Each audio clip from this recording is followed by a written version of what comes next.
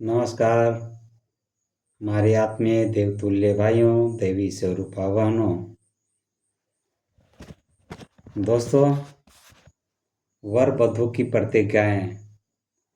वर वधू की जब शादी होती है तो उनको एक संकल्प लेना पड़ता है, प्रतिज्ञाएं करनी पड़ती है। इससे क्या होता है, उसका घर टूटता नहीं, उसका घर बिगड़ता नहीं, उसके घर स्वर्गीय की वातावरण जैसा बना रहता है। ये प्रतिज्ञा लेती है और जब शादी हो जाने के बाद कुछ दिन तक तो ठीक चलता है, लेकिन 3-4 साल होते होते उसका घर टूटने लगता है, अलग अलग होने की नौबत पर आ जाती है।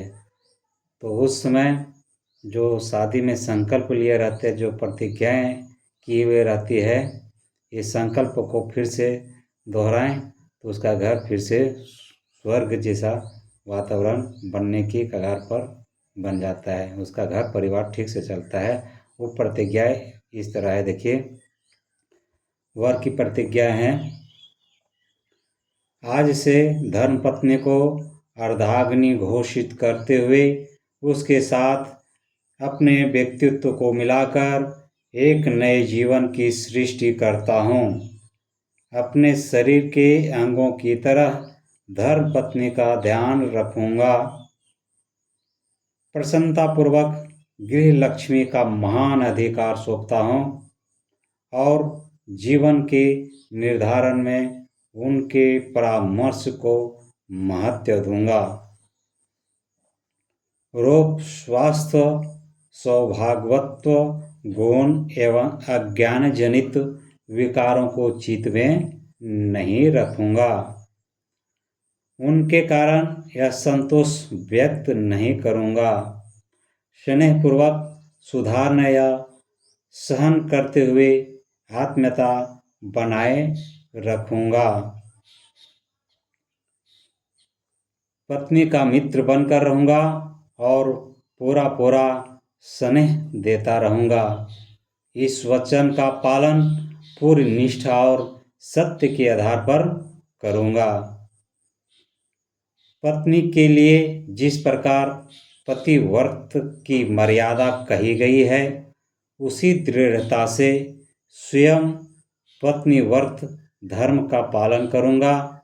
चिंतन और आचरण दोनों से ही पर नारी से वासनात्मक संबंध नहीं जोड़ूंगा।